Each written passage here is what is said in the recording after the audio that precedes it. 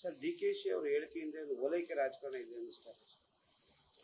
ಹಿಂದೆ ಅವರು ಅಧಿವೇಶನದಲ್ಲಿ ನಮ್ಮ RSS ಗೀತೆಯನ್ನು ಒಂದು ಅಲ್ಲಿ ವ್ಯಕ್ತಪಡಿಸಿರೋ ಸಂದರ್ಭದಲ್ಲಿ ಅವರು ಹೇಳಿರೋದು ನಮ್ಮ RSS ಏನು ತತ್ವಗಳು ಅವರ ಪದ್ಧತಿಗಳು ನಮಗೆ ಒಂದು ಕಾಳಜಿ ಅಥವಾ ಒಂದು ಅದ್ರ ಬಗ್ಗೆ ಒಂದು ಜಾಗೃತಿ ಇದೆ ಅಂತ ಹೇಳಿದ್ದಾರೆ.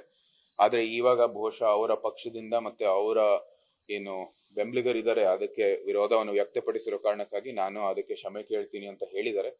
ಅದನ್ನ ಬಹುಶಃ ಒಂದು ಸಮತೋಲನ ತರಲಿಕ್ಕೆ ಇಂಥ ಒಂದು ಹಾಸ್ಯಾಸ್ಪದ ಹೇಳಿಕೆ ಹೇಳಿ ತಮ್ಮ ಪಕ್ಷದ ಸಿದ್ಧಾಂತ ಮೇರೆಗೆ ಒಂದು ಹಿಂದೂ ಭಾವನೆಗೆ ಧಕ್ಕೆ ಕೊಡುವಂತದ್ ಕೆಲಸವನ್ನು ಮಾಡ್ತಾ ಇದ್ದಾರೆ ಬಹುಶಃ. ಆದ್ರೆ ಅದು ನೀವು ಅವ್ರನ್ನೇ ಪ್ರಶ್ನೆ ಮಾಡ್ಬೇಕು.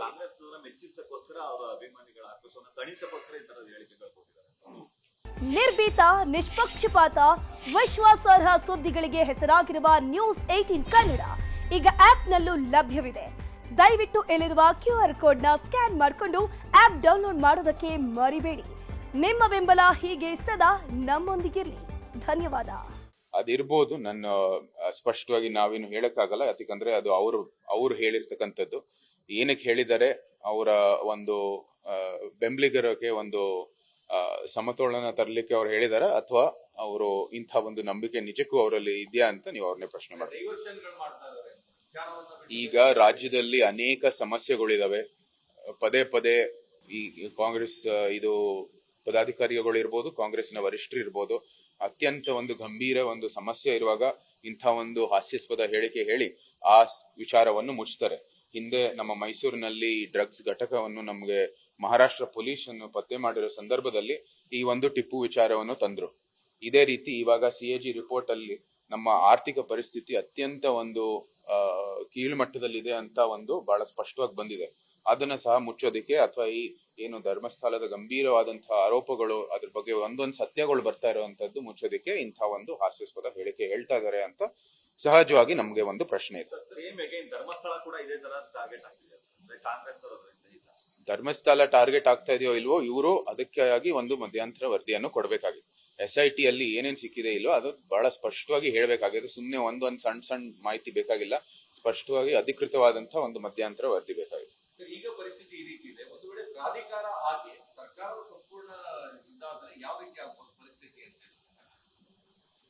ಇವಾಗ್ಲೇ ಹೇಳಿದ್ವಿ, ಬೇಕಾದಷ್ಟು ಉದಾಹರಣೆಗಳಿದಾವೆ. ಎಲ್ಲಿ ಸರ್ಕಾರ ದೇವಾಲಯಗಳು ತಮ್ಮ ನಿಯಂತ್ರಣಕ್ಕೆ ತಗೊಳ್ತಾರೆ, ಅವರು ಅದು ಧಾರ್ಮಿಕ ಆಚರಣೆಯಿಂದ ಅಲ್ಲ, ಒಂದು ಪ್ರವಾಸೋದ್ಯಮ ಸ್ಥಳ ಅಥವಾ ಒಂದು ಜನರು ಅದಕ್ಕೆ ಹೋಗ್ಬಿಟ್ಟು ಒಂದು ಪ್ರಯಾಣಕ್ಕಾಗಿ ಅಲ್ಲಿ ಹೋಗ್ತಾ ಇದ್ದಾರೆ ಆ ದೃಷ್ಟಿಯಿಂದ ನೋಡ್ತಾರೆ.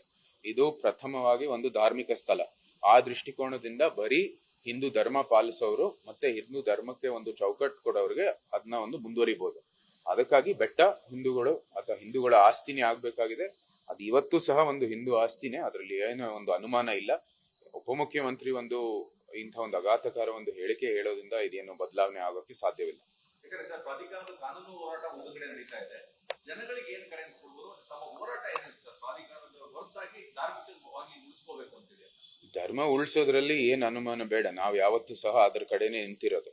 ಈ ಒಂದು ಪ್ರಕರಣ ಇರ್ಬೋದು, ಅನೇಕ ಒಂದು ಏನು ನಮ್ಗೆ ಹಿಂದೂ ಭಾವನೆಗೆ ಧಕ್ಕೆ ಕೊಡುವಂತ ದೃಷ್ಟಿಯಲ್ಲಿ ಮಾಡಿರುವಂತದ್ದು ಏನೇನೋ ಈ ಕಾಂಗ್ರೆಸ್ ಸರ್ಕಾರ, ಅದರ ವಿರೋಧವಾಗಿ ನಾವು ಯಾವತ್ತೂ ಸಹ ಕೆಲಸವನ್ನು ಮಾಡ್ತೀವಿ. ಮತ್ತೆ ಹಿಂದೂ ಧಾರ್ಮಿಕ ಚೌಕಟ್ಟಿನ ರಕ್ಷಣೆಗಾಗಿ ನಾವು ಯಾವತ್ತೂ ಸಹ ನಿಂತಿದೀವಿ. ಆದ್ರೆ ಇದಾಗ್ತಾ ಇರೋದು ಭಾರತೀಯ ಒಂದು ಬಹುತ್ವದ ತತ್ವ ದೃಷ್ಟಿಕೋನದಿಂದ. ಯಾವತ್ತೂ ಸಹ ಒಂದು ಪ್ಲೂರಲಿಸ್ಟಿಕ್ ಸಮಾಜ ನಮ್ಮ ಭಾರತ, ಎಲ್ಲ ಧರ್ಮಗಳನ್ನು ಒಪ್ಕೊಳ್ಳೋದು. ಆದ್ರೆ ಯಾವ್ದೇ ಒಂದ್ ಧರ್ಮ ಬೇರೆ ಧರ್ಮಗಳು ಸರಿ ಇಲ್ಲ, ಬರೀ ನಮ್ದೇ ಸರಿ ಇದೆ ಅಂತ ಹೇಳುವಾಗ ನಾವು ಅದಕ್ಕೆ ವಿರೋಧವಾಗಿ ಯಾವತ್ತೂ ವ್ಯಕ್ತಪಡಿಸ್ತೀವಿ. ಪದೇ ಪದೇ ಹಿಂದೂ ಭಾವನೆಗೆ ಧಕ್ಕೆ ಕೊಡದೇನೆ ತಾವು ಮುಂದುವರಿರಿ. ಇಲ್ಲಿ ರಾಜ್ಯದಲ್ಲಿ ಅನೇಕ ಸಮಸ್ಯೆಗಳಿದಾವೆ.